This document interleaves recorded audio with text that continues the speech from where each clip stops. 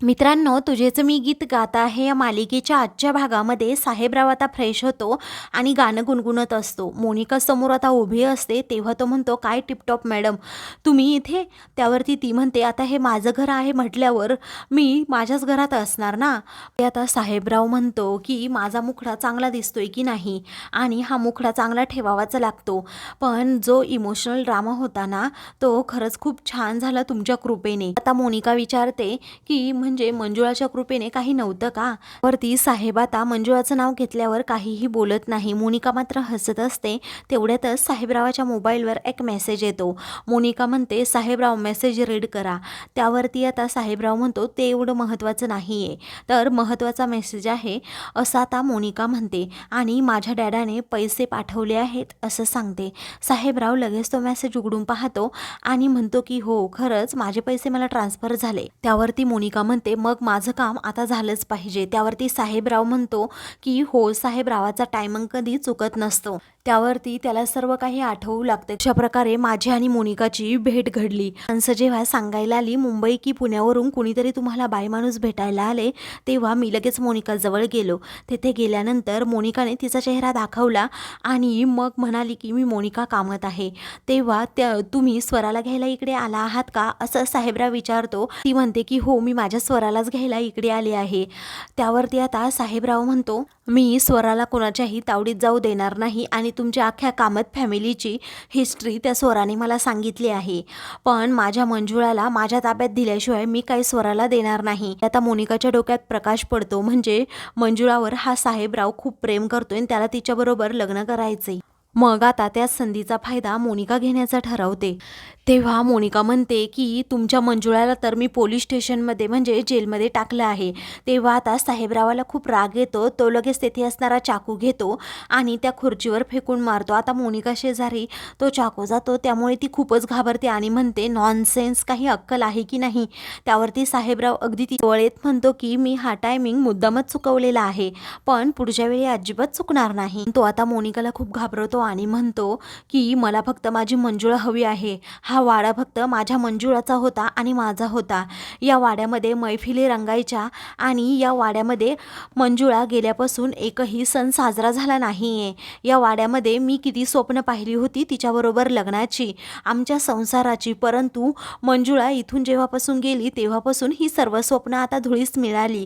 काय करावं कळत नाही. जोपर्यंत माझी मंजुळा इथे येत नाही ना तोपर्यंत मला काही सुचणार नाही. मी एखाद्याचा जीवसुद्धा घेऊ शकतो आणि तोपर्यंत हा वाडा सुना आहे.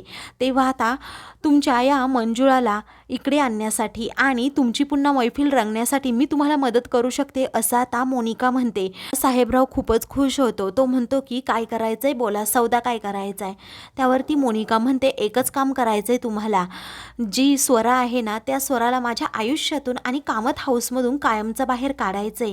साहेबराव आता मनातल्या मनात विचार करू लागतो, म्हणजे मंजुळाला इकडे आणायची घाई जेवढी मला झाली नाही ना तेवढी या मॅडमला स्वराला घराबाहेर काढण्याची झालेली दिसते आणि मध्ये काहीतरी ट्विस्ट आहे असं म्हणून तो मोनिकाची मदत करण्याचा आता ठरवतो. त्यावरती मोनिका म्हणते, हे पहा, जर तुम्ही माझी अट मान्य केली तर मंजुळाला कायमची जेलमधून सोडवेल आणि त्या केसमधूनही. त्यानंतर आता तो स्वप्न सांगू लागतो की मंजुळा तर माझी डान्सर आहे, पण ती स्वरा आहे ना ती पण स्वराबाई फुलगावकर असं मी तिला नाव देणार आहे. सगळीकडे तिचे फक्त बोर्ड असणार आणि ती नाचणार. तिला मी डान्सरच बनवणार. तेव्हा हे ऐकताच आता मोनिकाला जरा धक्काच बसतो. आता तिला डान्स शिकण्यासाठी फक्त 2-4 वर्ष लागतील, पण त्यानंतर फक्त तिचाच गाजावाजा असणार. तर दुसरीकडे निरंजन मामा आता खूपच घाबरलेले असतात. ते आता शांतपणे रूममध्ये बसलेले असताना त्यांना आठवत असतं की कशाप्रकारे एकाच्या डोक्यात काठी घातली आणि मग ती बेशुद्ध झाली. या भीतीने आता त्यांचा हात थरथर कापत असतो, थरकाप उडत असतो. तेवढ्यातच ते स्वरा येते आणि काय झालं विचारते. मामा आता तिला सर्व काही सांगू लागतात. अगं, मी कसा मोनिका मॅडम समोर जाऊ मला कळतच नाही. त्यांनी जर मला कामावरून काढून टाकलं तर मग तुझं काय होणार असं म्हणून मामा खूपच घाबरतात. त्यावरती म्हणते, मामा तुम्ही अजिबात घाबरू नका. अहो, मी तुम्हाला काय सांगते ना ते ऐका. तुम्ही जा आणि मोनुका काकूची माफी मागा, ती लगेच तुम्हाला माफ पण करेल. आणि साहेबराव आले, त्याचबरोबर आपले मल्हार गुरुजी सुटलेत आणि मंजुळा आईसुद्धा, त्यामुळे त्या खुश आहेतच. तेव्हा आता मामा म्हणतात, नको, मी नाही असं करू शकत. तेव्हा तुला हे करावंच लागेल मामा, स्वतःचा आत्मसन्मान जपण्यासाठी आणि आपण नेहमी खरं बोलतो ना त्यासाठी. मनुका काकू नक्कीच तुला माफ करेल असं म्हणून ती आता जबरदस्तीने मामांचा हात पकडून मोनिकासमोर घेऊन जाते. तेव्हा मनुका काकू असं स्वरा ओरडते. तेव्हा साहेबराव आणि मोनिका त्याच्याकडे पाहतच राहतात. स्वरा तेथे येताच काय झालं स्वरा असं ती विचारू लागते. तेव्हा निरंजन मामा आता खूपच गोंधळलेले असतात. मोनिकासमोर असल्यामुळे त्यांना काय बोलावं हे धड सुचत नाही. मग त्यानंतर आता मोनिका रागातच निरंजन मामाकडे पाहू लागते. तेव्हा निरंजन मामा हे हात जोडून तिच्यासमोर उभे राहतात. वरती आता स्वरा ही मोनिकाला म्हणू लागते, मनुका काकू प्लीज निरंजन मामाला तुम्ही माफ करा ना, कारण की त्यांनाही जरा आता भीती वाटतीये तुमच्यासमोर यायची. तुम्ही त्यांना काही बोलू नका. परंतु आता मोनिका ही ऐकायला तयारच नसते. ती म्हणते जर मी याला माफ नाही केलं तर. तेव्हा स्वरा खूपच घाबरते. मोनिकासमोर हात जोडते, पाया पडते, म्हणते की प्लीज माझ्या मामाला काही करू नका. त्या बिचाऱ्याकडे घर नाही, तो कुठे जाणार, काय खाणार, काय पिणार, तुम्हीच सांगा ना. जर आपण इथून कामावरून काढलं तर.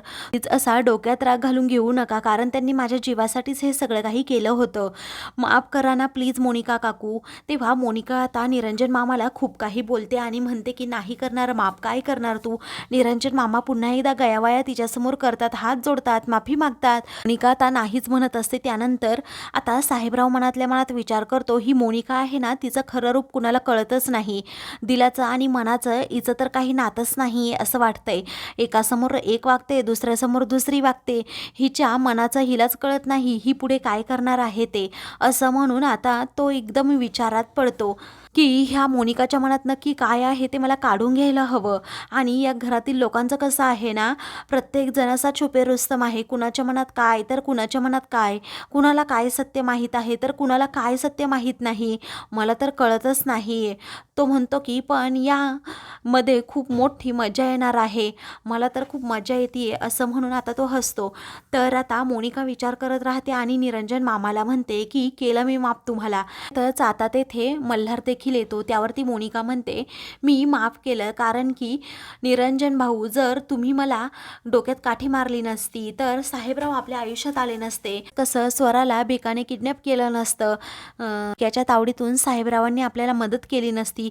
स्वरा वेळेवर तिकडे पोहोचली कोर्टामध्ये, म्हणूनच सगळं काही व्यवस्थित झालं आणि शुभंकर ठाकूर यांना दिसला.